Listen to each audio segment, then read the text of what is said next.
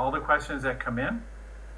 I'm the founder of LearnIPVideo.com. I've been involved with IP video for 20 some odd years now, and I'm also the co-chair of the RIST activity group within the Video Services Forum. So joining me today, we have Raul Diaz from Intel. Welcome, Raul. Thank you, Wes. Hello, everyone. I'm the lead architect for Cloud and Edge video software at Intel in the Network and Edge group. We work on efficient media transport, processing, AI, and compression. And we participate in the Video Services Forum in a number of activity groups, including RIST, which is an important protocol for reliable high-throughput media transport. Thank you. All right, thanks, Raul. We also have Sergio Amarata from SIP-Radius. Welcome, Sergio. Thank you. I'm the founder and chief scientist of SIP-Radius and Amox. We do all sorts of broadcasting software and hardware, and we also create and maintain the open source library LibRIST that anybody can use to implement the protocol. Thank you. All right, thanks, Sergio. We also have Ciro Noronha from Cobalt Digital. Welcome, Ciro. Thank you, Wes. My name is Ciro Noronha. I'm the Executive Vice President of Engineering for Cobalt Digital. Cobalt has been involved in RIST since day one. Cobalt makes a lot of equipment for broadcasting, and RIST is an integral part of a number of our products, our compressed products.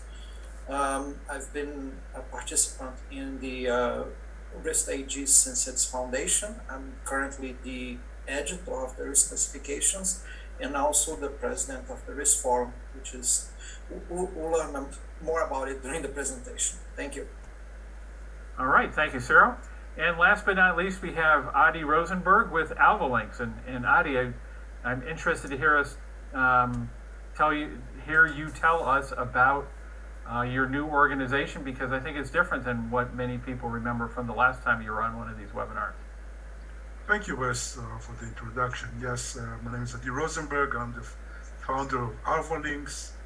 AlvaLinks is a new company working on technology which will be based on RIST, and to take the RIST capabilities to the next frontier, cloud delivery, AI-based, and a lot of new applications that will come up from the usage of RIST in our industry and other industries that are seeking to bring live video to the cloud and in the cloud. I have been a member of the RIST activity group since 2018, contributing a lot of technology and starting activities and ideas.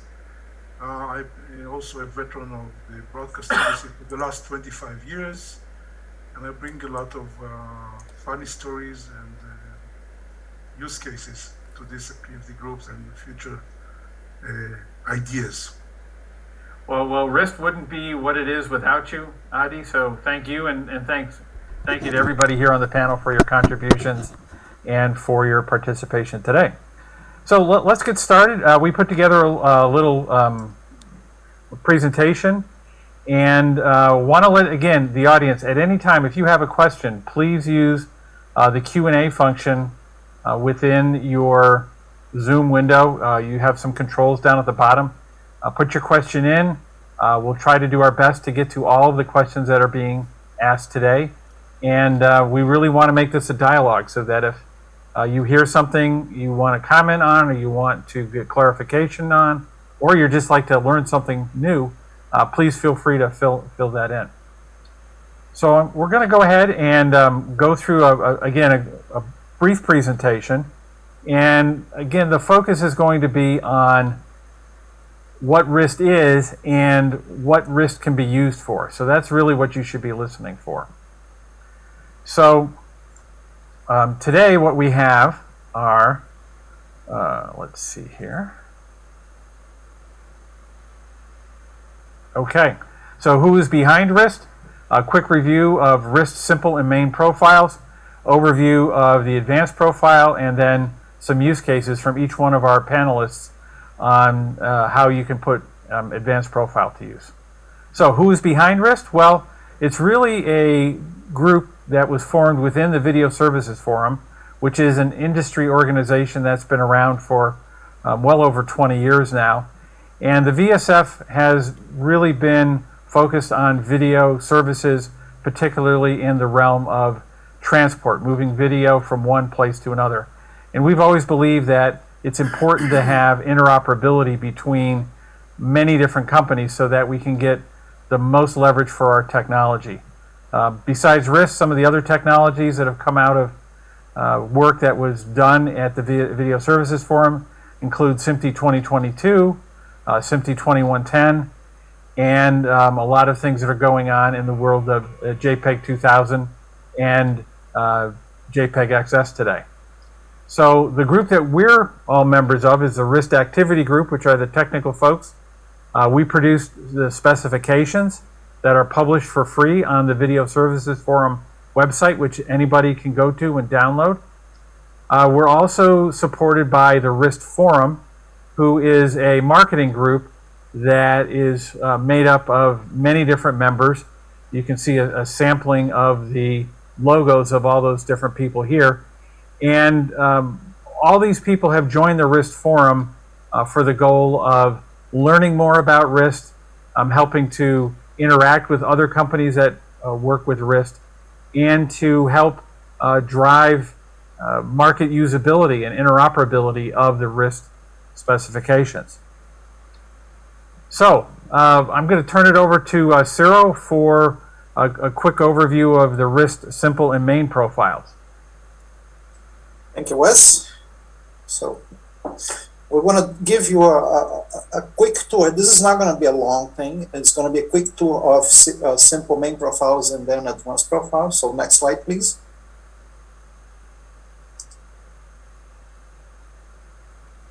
All right.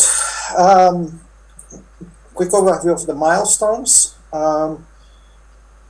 RIST Activity Group was formed in 2017. It was really formed in February of 17, but we didn't do anything until April of 17 at NAB when we really decided to start the work. And it took us a year to come up with the first specification. We demonstrated the full multi-vendor interop in September of 18. And in October of 18, we published the RIST Simple Profile. That was followed by RIST Main Profile in March of 2020. And then followed by RIST Advanced Profile, which was published in October 2021. So that's the main milestones. Some of these have been reviewed, and we'll see next. Next slide, please. So, as Wes indicated, all RIST specifications are available free of charge at the VSF site. That's how I like it. Standard specifications, everything should be free of charge so you can read it and implement. So, good thing you will get it anytime. We recently published the 2022 version of TR-62 main profile, which includes a full documentation for EAP SRP authentication. We also added VSF Ethertype, but the EAP SRP authentication is the big thing. Allows you to have nice things like multicast authentication. What's in the publication queue? A minor revision of Advanced Profile that adds the same EAP SRP authentication is in the queue. It's submitted to the VSF board for approval. And also TR-64 Part 1 source adaptation. My friend Adi is going to talk about that. The specification is basically ready to be submitted for publication and will be published shortly. Next slide, please. So this is a little diagram of RIST profiles and levels. Simple profile gives you reliable transport with ARQ and multi-link support. So simple profile gets it there. Main profile gives you tunneling, so simplifies your IT and gives you security, encryption, authentication, and everything. So and that's layered. So baseline gives you tunneling, and then the next level, either DTLS or PSK, gives you encryption and authentication. And I'm not going to go into details on that. There are many talks about this. So this is just to set up the naming. Next slide, please. Now let's talk about advanced profile. So we have the bases are simple and main profile, but now this webinar is really about advanced profile use case. So let's give you a quick overview of advanced profile. So what is an advanced profile? Well, simple profile gives you gets the content there, and main profile gives you security. Advanced profile provides all of that in the tunnel. So you can deliver any protocol over RIST. If RIST will do the job of basically both security and delivery to any protocol. Also, does transparent fragmentation and lossless compression. We enhance the security. Security was already very, very good, but gives you more options. And we have something called direct payload, which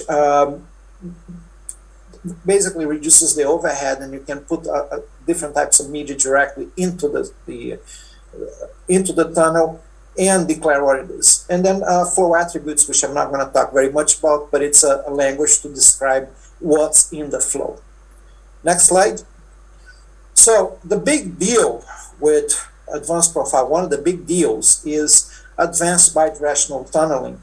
So advanced profile gives you an RTP tunnel with packet recovery and security. So you can run any legacy protocols over that tunnel and enjoy the benefits of RIST with all the packet loss recovery and everything. So that's the main thing we're talking about today, and we'll see that in the use cases.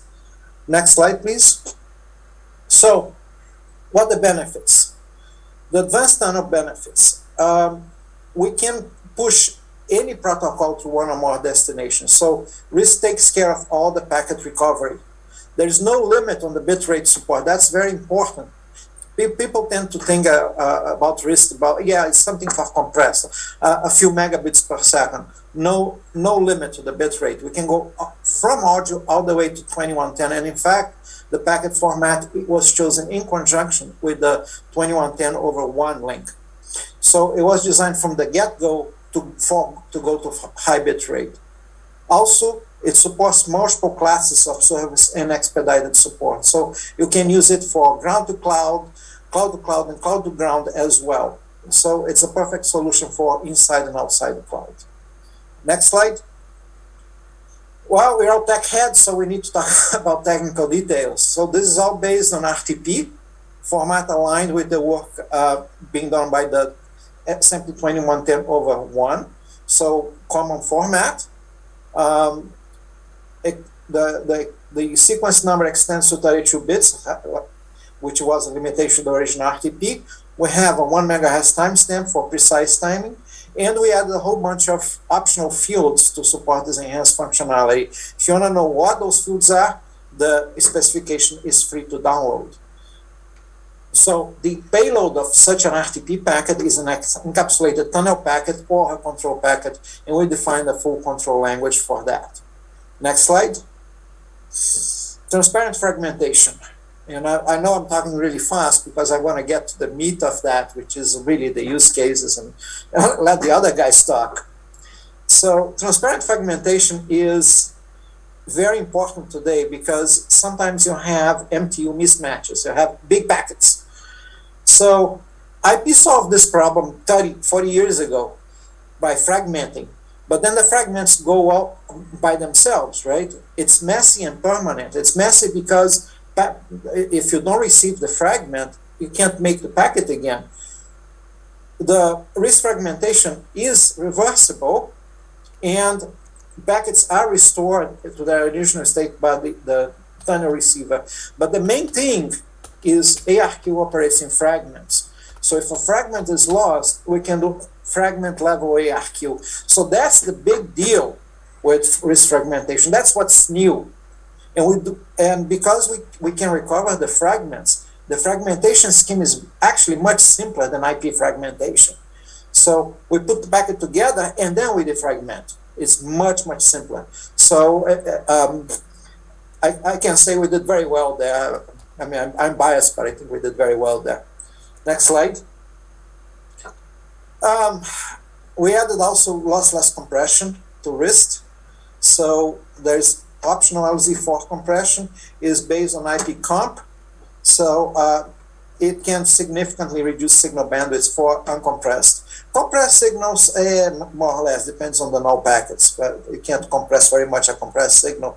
But we can, the specification is done in such a way that you can update it in the future. So if some smart people come up with some better ways of compressing, we can add that. And we basically copy that from IP comp. Next slide. So what's coming in the pipeline? We talked about part one, which is source adaptation. That's actually ready. It's just not published yet. It's in the final review process. So after that, you're going to see use of WireGuard VPN in RIST systems, because we want to open to other types of VPN. There's a simple TR. Then, so the work is complete, is you need to write it. It's in the writing queue. Then part three is the RIST relay for firewall traversal. It's also work is complete, and if you're coming to IBC, I'll be talking about that in the IP showcase. Part four is receiver synchronization, is also complete, the technical work, and there are demonstrations of that. And now we're taking the big one, which is control and management for RIST, and that's going to take a while. And then we're going to think about congestion control, hybrid SAT, and RIST IGMP listener. And you will find out about that when we finish that, probably next year. All right. Now we get to the meat of this webinar. This is why I talked very fast. Advanced profile use cases. So let me jump in here for a second, Cyril. We had a couple questions come in. I just wanted to throw them out there. The first one is any interest in adding FEC so I can lower latency by removing the ARQ buffer? And I just want to say, straight up, RIST was designed specifically with forward error correction in mind. In fact, if you are sending a SMPTE ST 2022-2 stream over RIST Simple Profile, the first thing that we came out, that RIST would support both sending the payload packets as well as the FEC packets. So that was in there from the get-go. And Adi, would you want to add anything to that? Yeah, RIST gives you the choice to select whether you want to use FEC. If your line doesn't have that high packet loss and you are okay with FEC, RIST Simple Profile will support that. You can of course do that with the main profile, send that through.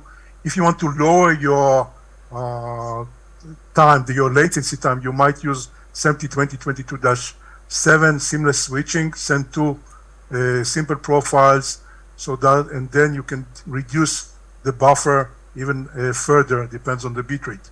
So you will then compensate, you basically compromise higher bitrate versus lower latency. ARQ is there only if you have higher packet loss, 5% and higher, then the ARQ will shine over the FEC. All right, and what I wanted to throw Sergio's way, does RIST support source-specific multicast input and output? Well, the RIST protocol will support anything at the binary level. So it's up to the implementer to grab and send the multicast any the way they want. We do plan to have additional support on the open source version for the protocol and the AMT as well, to do automatic multicast transmission from sender to receiver. But the protocol itself is agnostic. You can send anything you want. The implementation takes care of adding the glue to do the multicast bridge between two endpoints. So following on with that, the question came in: any interest in adding AMT? Well, the adding AMT to the protocol itself is it's already implied. Any protocol like this one can be used over a RIST tunnel. The specific implementation can be made generic enough, maybe at some point, to write a recommendation or maybe just an addendum. Definitely, when we get to that point, we're going to implement it in the open source library, and then we'll see if it's worth adding as an addendum to one of the documents. That's great. And one more question, real quick. Maybe Sarah, you would want to take this. What about PTP transport? And have you had any experience with that? No, not specifically. I mean, Cobalt does play in the SMPTE 2110 arena, so we have a lot of experience with PTP. PTP and RIST play in different fields, right? If you RIST itself doesn't require PTP, and it's independent of PTP. Nothing prevents you from running PTP in the same network, but they do different things. So it's not part of the specification, but it's not in conflict either. It's the same as SSM and AMT. Those are things that RIST can work with, but there's no need to change RIST or interface it, or they just are companions. Yeah, and just building on this, I mean, there would be no reason why you couldn't send PTP packets through a RIST Advanced Profile tunnel, but you'd have to think about your use case real carefully to figure out if that made sense or not. Would that be a good way of saying it, Cyril? Yes. Okay. All right, well, let's dive into the use cases, since that's what we came here for. And the first one goes to you, Cyril. Legacy multi-stream transport. Okay, thank you, Wes. So, as I pointed out in the introduction, the RIST Advanced Profile provides a tunnel that can provide RIST services to anything, to any legacy protocol. So this is what I'm showing here. Legacy multi-stream transport, and multi-streams is multi-protocol transport. So I came up with three different sources. The first one, the legacy encoder, pretty much any broadcast encoder out there does transport stream over UDP. That's kind of the baseline. Everybody does that. That has no packet loss recovery, no resequencing, no nothing. You just take the transport stream and stick that into UDP. And that in fact was good enough for some of the first IP distribution to homes, if you had a good enough network. Now, I give you a good enough network, and it's the internet.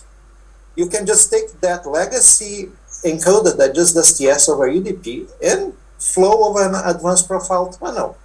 And the same TS over UDP, exact same packets come out on the other side, but with the packet loss and low latency transport. And if you need encryption, the tunnel will do that for you. So all we need is an advanced profile gateway. The second legacy multi-stream transport, the second legacy example is RTMP. I know when you say RTMP, people tremble, right? Because, oh yeah, it's old and that doesn't work. It's a protocol that runs over TCP and it has all the basic limitations of TCP. You hit it with packet loss, it just shuts down. When it's not just RTMP, it's any TCP. So you want to send that over the internet over a more challenging link, but you have some legacy application that got to use RTMP, just throw an advanced profile gateway in the middle. It'll give that TCP a very clean channel. TCP will be really happy. Will deliver it just fine. And finally, it's an application that we at Cobalt actually sell our equipment for, which is receiving RTS peak traffic cameras. So a lot of those surveillance cameras out there speak RTSP, and RTSP is basically a TCP control panel, a control channel plus a UDP flow, which can also be tunneled over TCP, which is what most people do in the internet anyway. So you throw it in a TCP tunnel, and then you have this kind of the same problem as RTMP. You could throw it on an advanced profile gateway. You can get rid of the TCP. You can put the camera in UDP mode only, and that will work just fine. And all the packet loss and the low latency is taken care of, especially for broadcasters where you want to put that camera on there. That's the typical use case. They have the camera looking at the freeway, the bridge, or whatever, and they will put it in the news.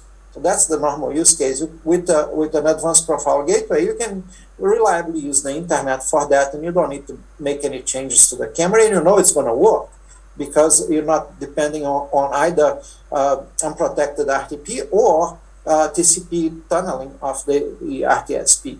So you can combine all of that in an advanced profile gateway with low latency transport for the camera, that's important, packet loss recovery, which is going to fix your TCP, encryption authentication if you need that. And finally, if you don't have to fight too much with your IT people because only one UDP port is required.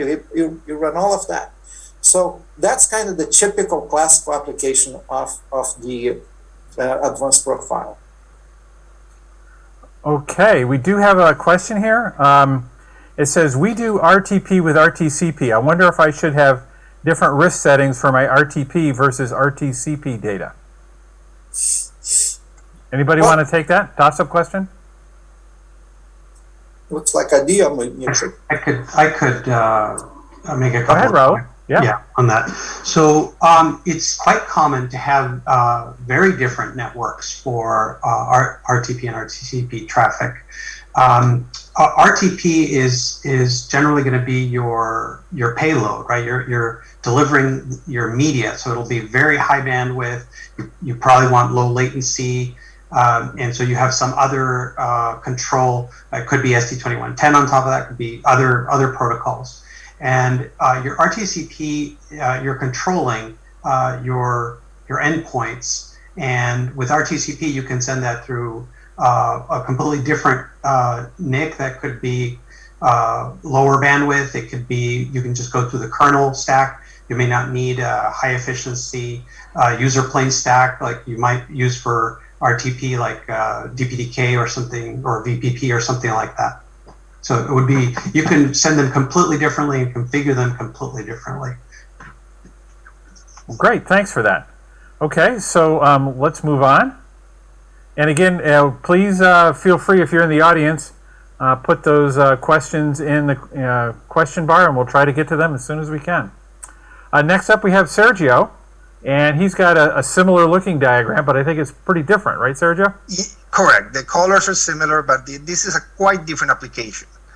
Let me put it into context. We call it on-demand RIST workflows. And this is a scenario where you have geographically distributed sources, whether they're 2110 sources, SDI, IP multicast, unicast, and that's what we call here on the left, this list of encoders. It could be hundreds of encoders spread out about many different locations, and we call those remote office video sources.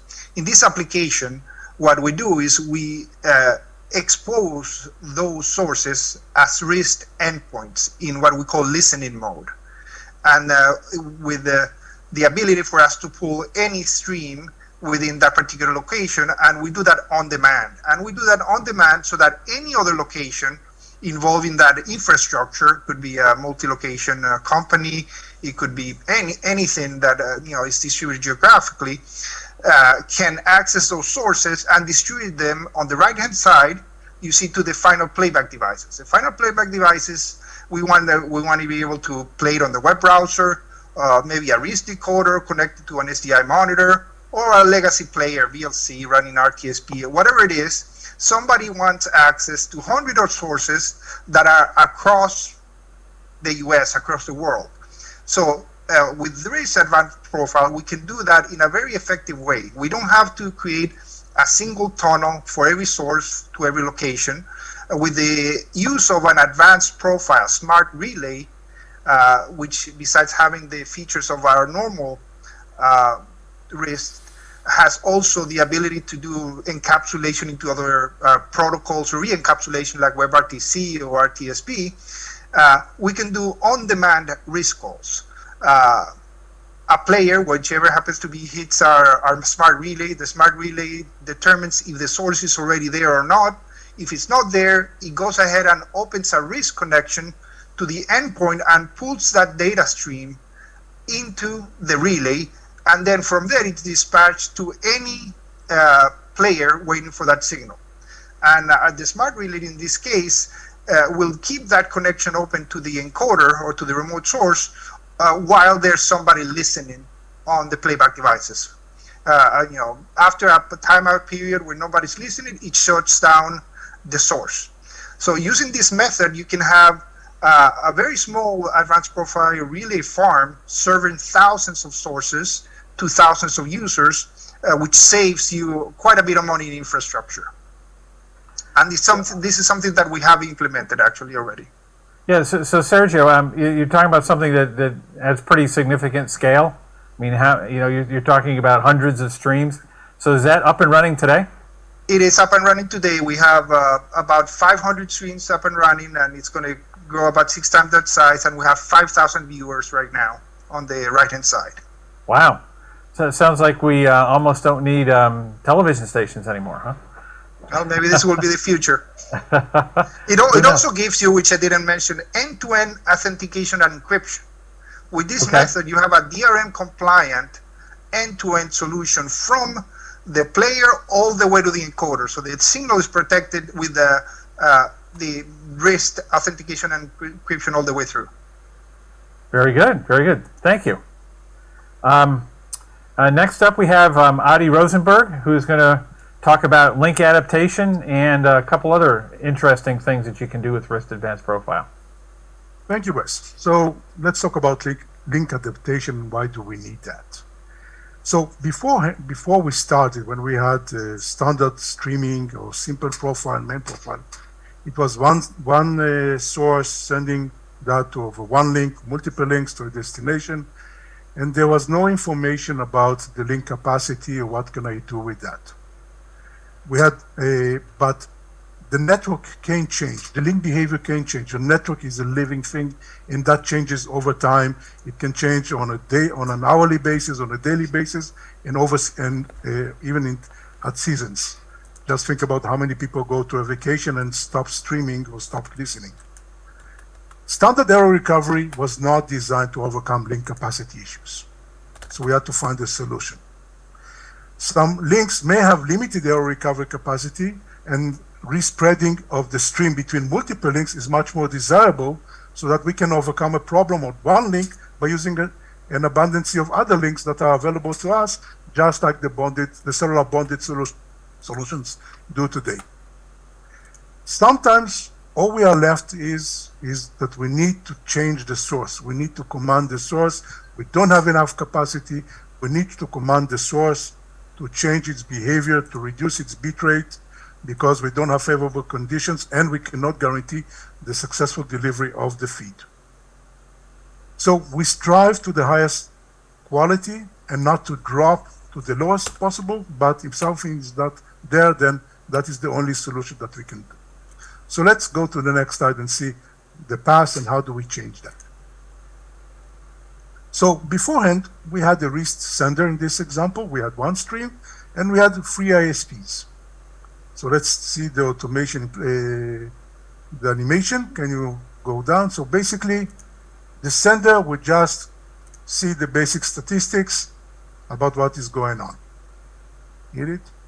We had no statistic on the bandwidth of ISP A, then on ISP B, and of course on ISP C. And that has changed. With the introduction of the RIST statistics or link adaptation, we added statistics. That is the main story.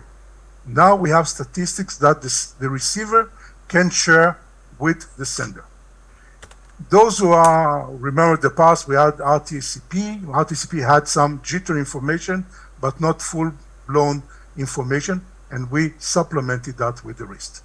So now the receiver can send to the sender information about every link, the statistics on the behavior, and to allow the sender to change its behavior or to adapt to those statistics. So if the bandwidth is not there or there is excessive packet on one link, it can direct traffic to other links, and that's what RIST, simple profile, main profile, and advanced profile will give us. Let's jump forward. So let's see an example of a multi-link. In this example, from the get-go, we decided to do a spread of 30, 30, and 40 ratio between ISP A, B, and C. So we start streaming. So let's see the animation. And we see the statistics, and suddenly the statistics shows that link number C shows unrecovered packets increase, and the measured bandwidth has dropped. What a RIST sender will do, it will recalculate the load between the other links, and then from 40%, let's switch to 20% and see how does that go. So let's see, let's hit the animation. So now we will send 20% over element C. B and A will jump to 40, and let's see how does that behave. And now statistics from C comes back, and they will show, hey, everything is fine. We achieved 0 unrecovered packets. We measured the bandwidth, it is well okay, and we can continue to work like that. So in fact, what we gain is an adaptivity that we can change and adapt to the network behavior or changes. ISP-A can be a 5G link, ISP-B can be a Starlink link or a satellite data link, and ISP can be your internet or fiber. You can now mix and match and adapt between them, something that we couldn't do before. We could do a static launcher. We didn't have the dynamic capability of that, and this is what we brought in the advanced profile in the soon to be published TR. So let's go to the source adaptation where we can control the encoder. So we have an encoder that has a 10 megabit source. It's a very good quality. It's H.265, 10 megabits, a very good quality. And we start to stream that to the sender. We have statistics coming back. And everything looks to be okay. We start our NFL game. And once again, we continue that 10 megabit stream. But suddenly the network has changed and we can only see 4 megabits. Array dropped and there is excessive packet loss. What can we do here? We only have one link. So, hit the animation. We calculate what rate can be used based on the statistics. So now we will command, we saw that it was achieved only 4 megabits. We will command the encoder to change its rate to a 4 megabits. And that is in live, of course. This is the animation is running slowly. And now 4 megabits are streamed and the receiver is happy. The statistic that we will see will show that 4 megabits reached its destination. Service continues, maybe lower quality, but it is continued. But now we don't want to waste our time on 4 megabits. The resender will try to increase the bitrate, so we'll try to test the 5 megabits. And we will tell the encoder to send at 5 megabits and see what is the statistics after that. And rate, the statistics says to us, rate is okay, there is no packet loss, and we are happy. So that is the link adaptation. But what else can I do with that information? So we will start with selecting the best available resources. Before you start or while you are streaming, we can use those statistics to decide what is the best available link for us. We can spread the stream, we can duplicate the stream, but we have more information at our fingertips to understand what link is better and prefer that. We can then change stream partition between those different paths. Some ideas for you guys. We can do stream partition. We can send high priority services over the most reliable link and send the other services on the less reliable stream path and reaggregate them at the receiver.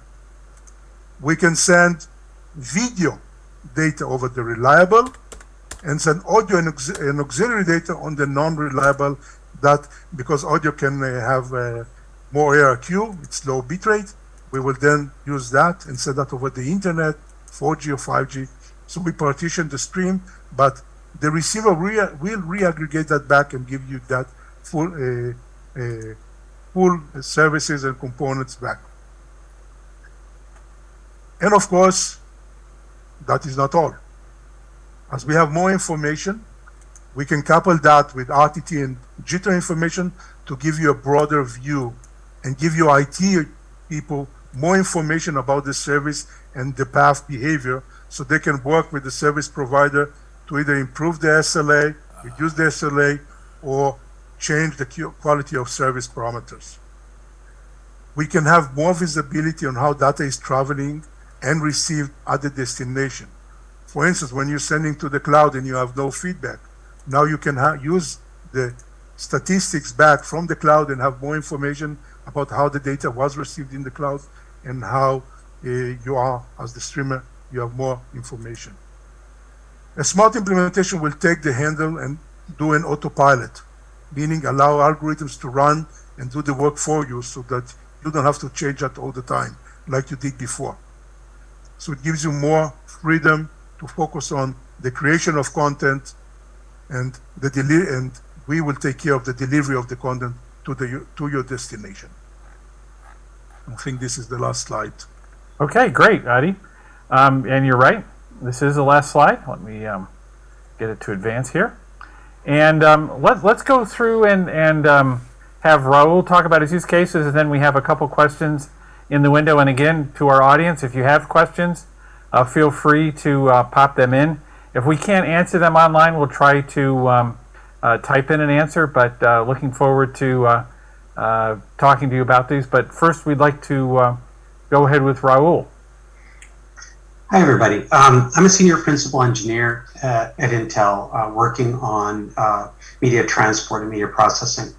And we have a number of, in addition to our silicon, we also have a number of libraries that we have available. We have one example is our open source WebRTC toolkit, which is available. Another example is our new Intel Media Transport Library. This library is currently available under NDA, but will be available more broadly in the very near future. And we support full support for ST2110 on Intel NICs. And ST2110 is great for local area networks, but we also want transparent connectivity over internet gateways. And I picked a couple of examples of where RIST is really important, but actually everything that all of the other panelists have referred to are elements of the presentation that we need. So we have, for example, secure and efficient, reliable transport. We want it to be as universal as possible. We want to be able to efficiently transport any type of protocol. We really, because our customers have many different kinds of applications, security is always paramount. So the authentication, authorization, data integrity that RIST provides is really compelling as a protocol. One of the elements that I find particularly important, particularly for something like ST2110, which can use jumbo packets and tends to use very large packet sizes, even if it's not using jumbo packets, is transparent reversible fragmentation. In many different networks, the switches and the routers are going to just automatically fragment to some specification that they've set for their ISP delivery.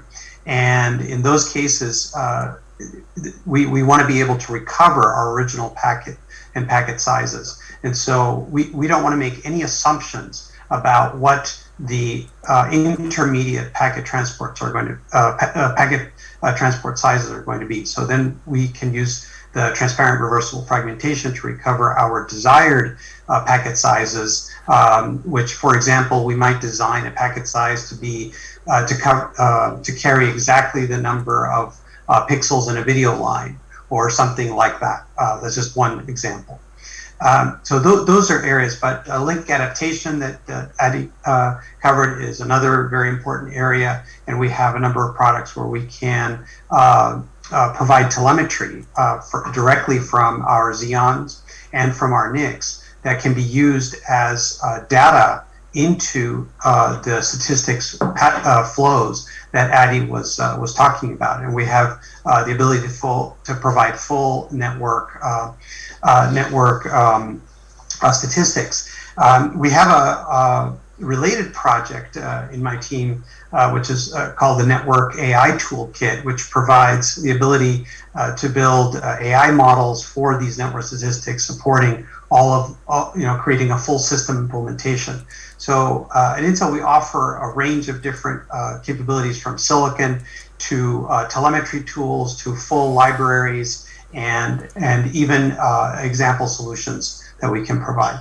And RIST is a really important protocol in that the features that RIST offers are really important to the types of solutions that our customers are trying to solve. Thank you very much. You are muted, Wes. Okay. So thank you, Raul. Trying to be polite while you're talking and not make too much noise on my end. So what I want to do right now, we have a few questions in the Q&A panel. So I'm going to deal them out. First one, the question is, and this one's going to Sergio, when will on-demand RIST be available in LibRIST? All right, on-demand reading has two components, if you look at the diagram. The first part is already there, which is the ability to configure a sender in what we call listening mode with authentication and everything else, and encryption is already there. You can set up any sender to listen to a port, and you can set up security based on our new SRP protocol. The second component of the on-demand RIST is the smart gateway. The smart gateway is not part of the LibRIST library. We do plan to release another binary, just like the RIST sender and RIST receiver, that will have this capability. I think we're going to enhance the ones that we call RIST to RIST. It's going to be based on that one. For now, on our implementation, we're using a different open source project that we've added RIST to accomplish this. It's a multimedia server that can convert between different formats. It's another open source project, and I can talk about it offline. All right. Thank you, Sergio. Next, the question is, and we'll toss this one to Ciro, how does the communication happen with the encoder? What spec is there? And again, we're talking about the adaptive Yes. feedback. Go ahead. Thank you. So when we started doing this work in RIST, we identified really two protocols. A protocol from the receiver to provide statistics to the sender, all the statistics that Adi has talked about, and then a second protocol technically independent of that, which will be in case the gateway and the encoder are different devices, the gateway to command the encoder. So this first protocol between the receiver and the sender to send statistics back is TR-06 for part 1, which is about to be published. And it's got two components. For simple profile, we extended the RTCP message.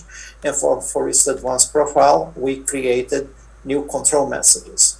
Now, for the protocol, in case you have a legacy encoder and the RIST gateway, and the RIST gateway has to tell the encoder what to change, after some discussion in the RIST AG, we decided not to specify that protocol, because if it's a legacy encoder, it's probably not going to put a new protocol.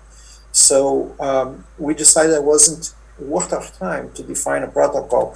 Encoder vendors or encoders that don't have RIST, because if the encoder has RIST, all the receiver statistics are sufficient. It's implemented in the encoder. If the encoder doesn't have RIST, it normally has another protocol already. It's typically SNMP, but can be other things. And it's unlikely that we'll adopt anything else. So the RIST AG decided that they would not specify that protocol. We'll leave it open. You're going to integrate, if you're doing a gateway, you're going to integrate with the encoder, whatever the encoder does. Can I supplement on that? Please. Usually, if you have a gateway and you have a third-party encoder, you will have to communicate with your encoder vendor and to check whether they can change the bitrate on the fly and what is the communication protocol. Most likely, most legacy encoders and vendors will have SNMP, and there is like basic SNMP commands to set video bitrate that you can basically execute with a simple let SNMP command. To the most advanced, they have REST API, and there would be a REST API command to change that. And the only thing that you need to be wary of is that whether the encoder can change its bit. What is the time frame that it takes the encoder to change its bitrate? Is it that on the next frame, the next GOP, the next iframe, pframe, and so on? If you don't have that and you have like an implementation like an FFmpeg, what you can do is to create a multitude of profiles, just like you would do with HTTP adaptive streaming, and then just by yourself select the output, whether it's a unicast, multicast of that SFMPEG, and if they are frame aligned, then it will satisfy the requirement to do the bitrate change. So basically jump between profiles and execute the bitrate change. Yeah. Could I add another comment to this Please. question? This is a very important question. One of the things that makes RIST so compelling to Intel is that it's universal. It carries any type of message.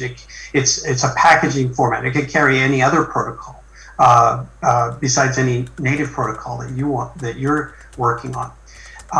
The structure of the messages is system and application dependent.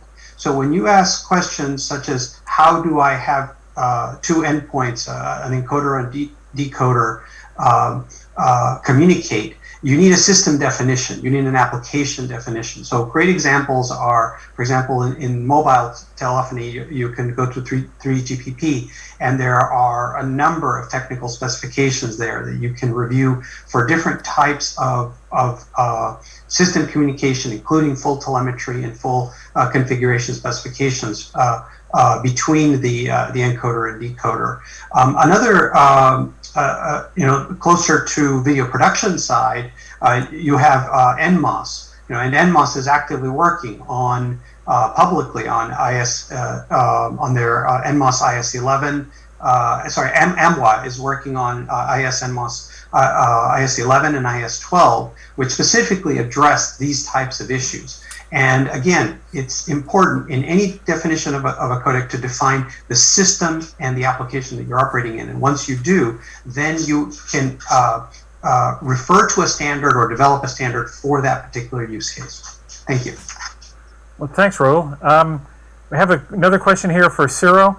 And again, I think this is a follow-up. It says, so in other words, the encoder will need to have RIST embedded, and the encoder will need to check the statistics and decide on the new bit rate to use, correct? That's, if it's an encoder that implements RIST, yes, you can build that functionality directly into the encoder. Or as I said, if you have a legacy encoder that only has bitrate control, you create a gateway, then commands the encoder. But yes, that's how you need to do it. Okay. Question for Sergio. In the SIP radius example, how does the Advanced Profile Smart Relay convert the RIST stream to WebRTC or RTSP?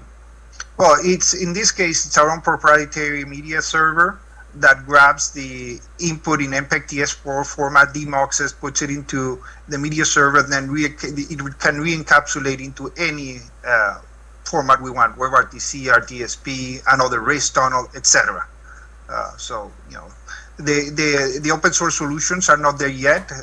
We're working in conjunction with them to enhance them to be able to do a similar thing. Very good. And then this one I think is for Adi. So what is expected RIST added latency overhead? The question goes on to say, in the test lab 1 year ago, it was recommended to add a buffer size on the receiver of 3 times the round trip time, but not less than 50 milliseconds. But in a local area network with a 1 millisecond round trip time, RIST would add 49 milliseconds latency overhead. Are there any changes here in the advanced profile?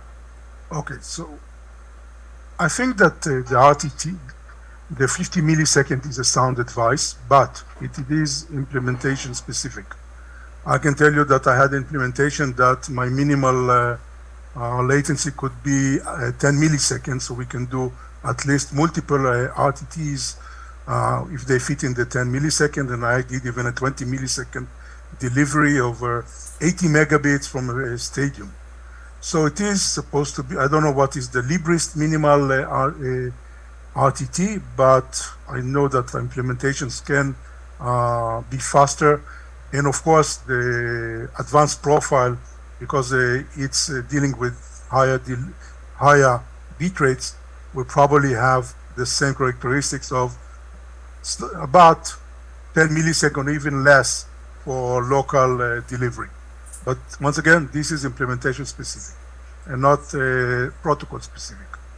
the advice of 3 times RTT still valid, but if your network is okay, the very low packet loss, you can go with 1 RTT and you can supplement it with FEC if that fits your bitrate requirements. Or even 2022-7.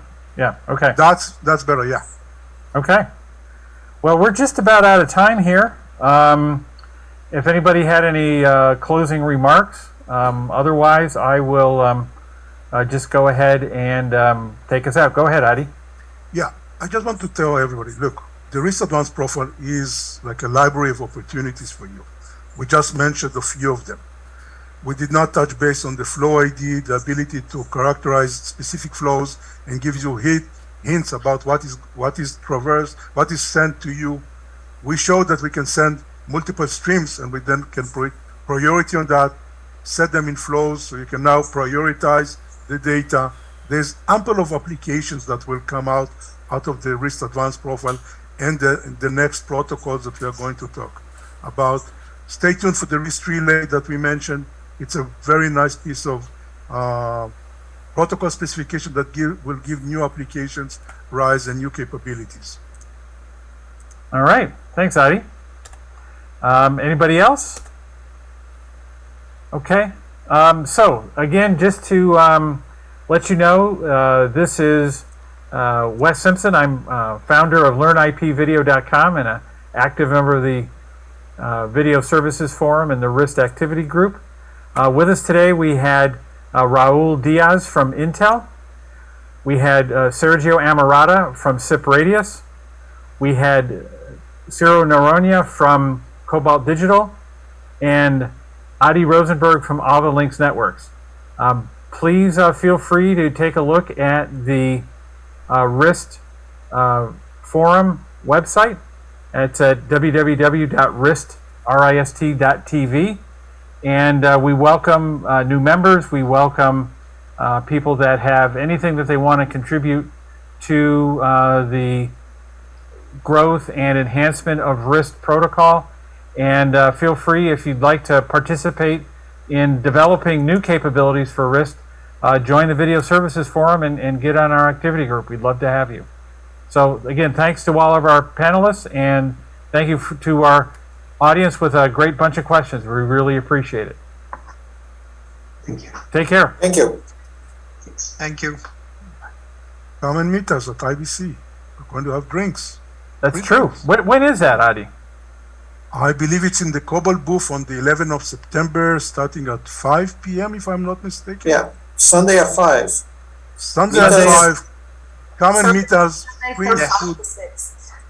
What booth? At Hall 10 booth B44. 10B44. 10B44. Okay, 5 o'clock Sunday, European time in IBC. Look, I'll be there. Take care, folks. Perfect. You guys better be there. Thank you. Bye. Thanks. Bye-bye. Take care. Bye. Bye. Recording